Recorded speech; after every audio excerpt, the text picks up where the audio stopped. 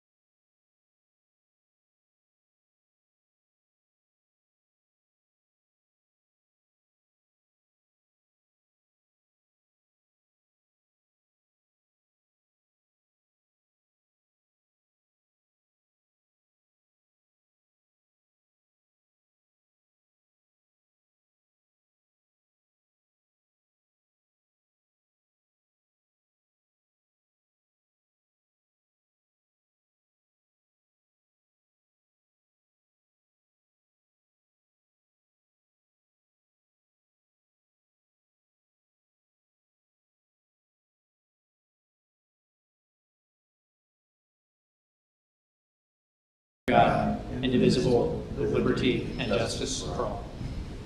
Okay. Eva, would you like to please do roll call?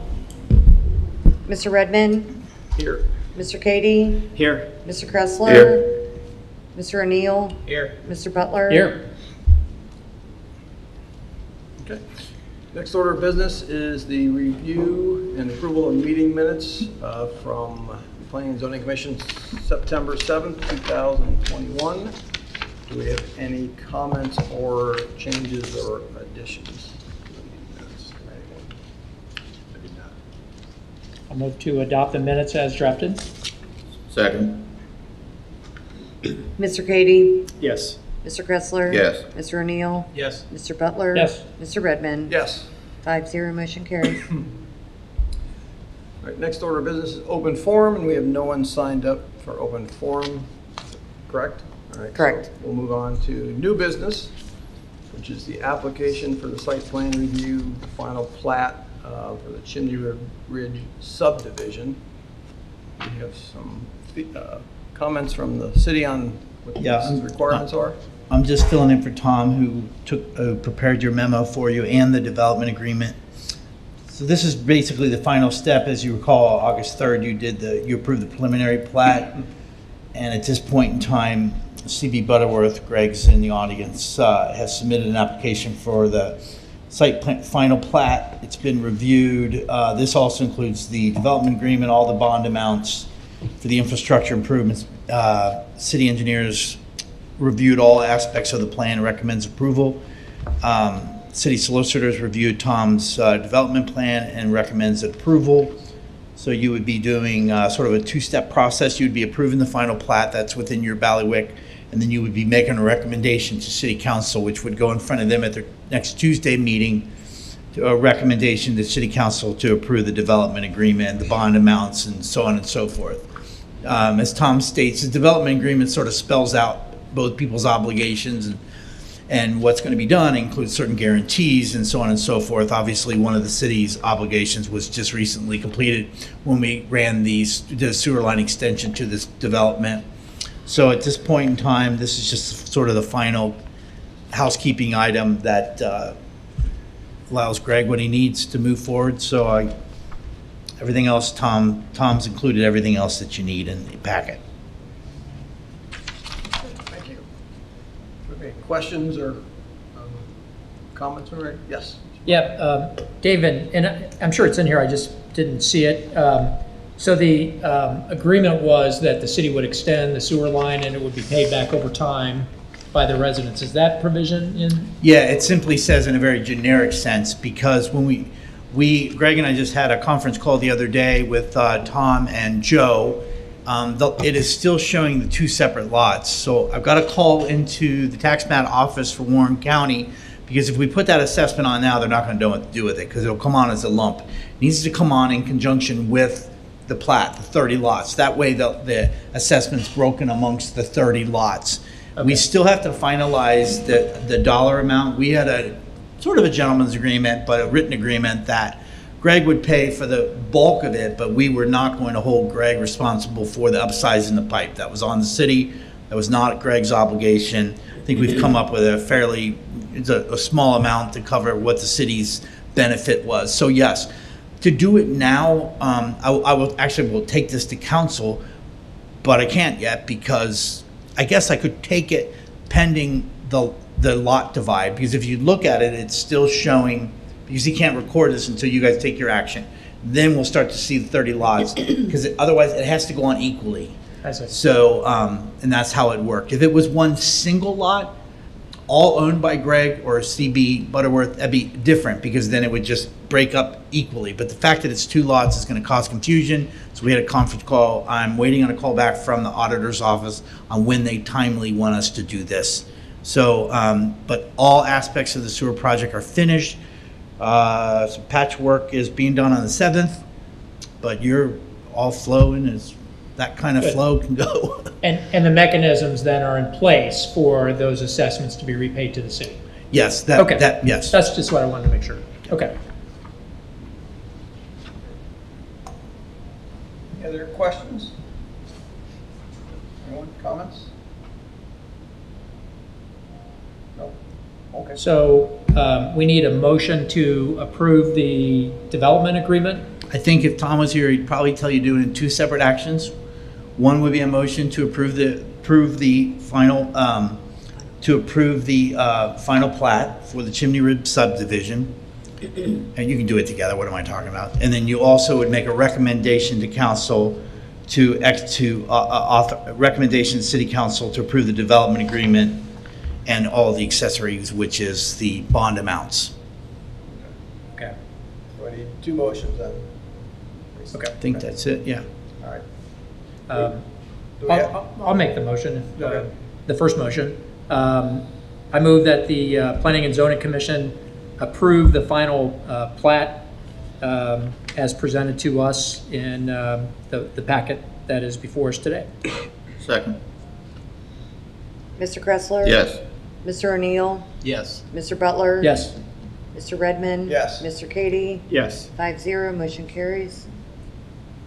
Do we have a motion for the second part of this to make a recommendation to the city for the approval of motion that the city approve the development agreement and bond amounts as submitted? That would be a motion to recommend the council approve. Would that be how it's worded? We Yes, recommend. actually, just a little history, because Joe and I, ironically, going through years and years of legislation on behalf of the city, the development agreement is never really been formally adopted by city council, and Joe represents a lot of communities, and it really should. Yeah. Just like we did a development agreement with Jim Cohen for that. I think there's certain obligations that, I'm sorry, for Level and Station. I meant, because Yeah, we know what you mean. I Yeah, just, we know that what was you my mean. first city council meeting. Okay. I should have known then what I was getting into. But, so I think we're just making a little bit of a policy change that city council will formally, up and above simply agreeing to the bond amounts, we're gonna formally start this precedence where city council will have a development agreement that Tom prepared in front of him, and they'll take action via resolution, not ordinance, to adopt it. Okay. You want me to make that motion? Okay. Sure. Or did you want to, Al? No. You're on a roll. Okay. You're on a roll.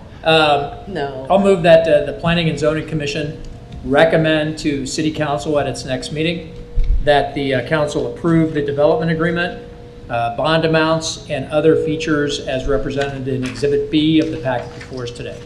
Second. Mr. O'Neill? Yes. Mr. Butler? Yes. Mr. Redmond? Yes. Mr. Katie? Yes. Mr. Kressler? Yes. 5-0, motion carries. That's Greg. All right, next order of business, communications. I think this is from city on historic I was guidelines. probably misplaced that. I wrote this all up and realized that Planning and Zoning Commission doesn't really have to set the public hearings, but this was really, I'll just hold off, and this is just some information of what you have upcoming, which is just an effort to add a little teeth, a little bit of oomph. It's very common that the city would add by reference certain legislation.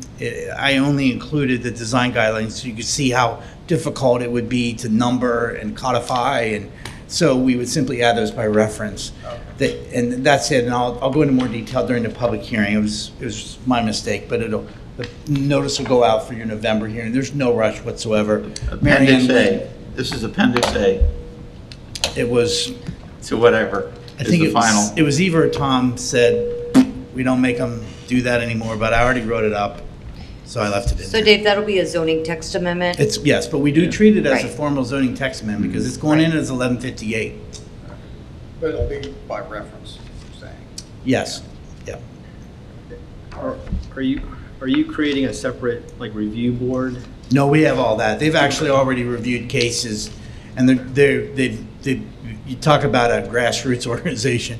Their first COA, certificate of appropriateness, were pretty vanilla, but the day will come where maybe they're saying no, or the day will come where someone begins construction and refuses to go in front of the COA.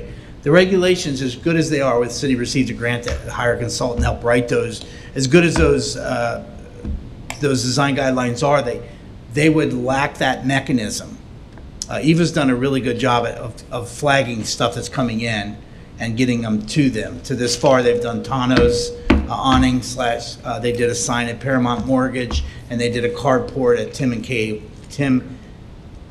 and Kay's down there. All pretty easy. Oh, At their house, or it was? and they did the Loveland, at their house, because that's with it. And they did the outdoor educational facility next to Little Miami Conservancy Group.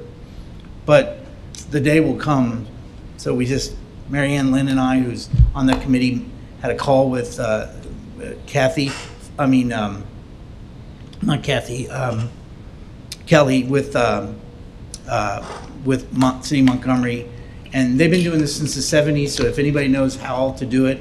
And her comment was that they noticed, she said back years ago, they realized that they needed to integrate this, and once the City of Montgomery codified their design guidelines into their zoning code, they said they felt like it had more teeth. So that's all it'll be doing.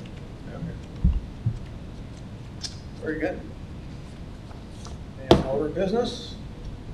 Hearing none? Do we want to take any action on the cemetery? I'm not sure the Planning and Zoning Committee has jurisdiction anymore. Yeah, I just sent that memo to you as background. Yeah, I mean, you can read through the minutes, but what I sent to you was what right. my recollection, which I think is correct.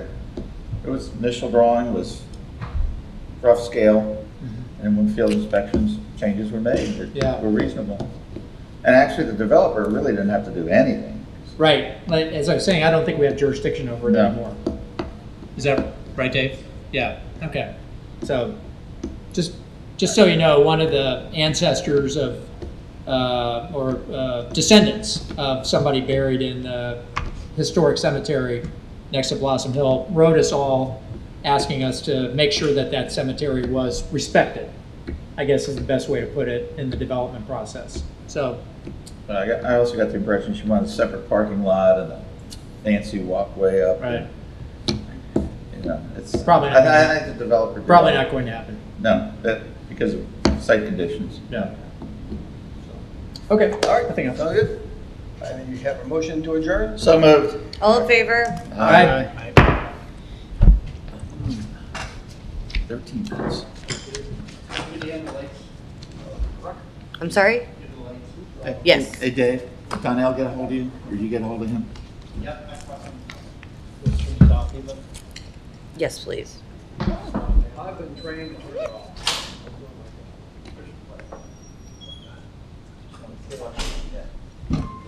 What neighborhood are you in, Brian? This one, Pheasant Hills. Oh, are you? Oh, okay. Yeah. That's why I see. I'm getting them out in Pheasant Hills pretty good. Yeah. Yeah. But even cutting down by CVS on that little, Oh, Twytwee? yeah, I can't remember the name of it. Yeah. Yeah, it's a combination of some older historical homes and then some industrial area that's in the floodplain. Yeah.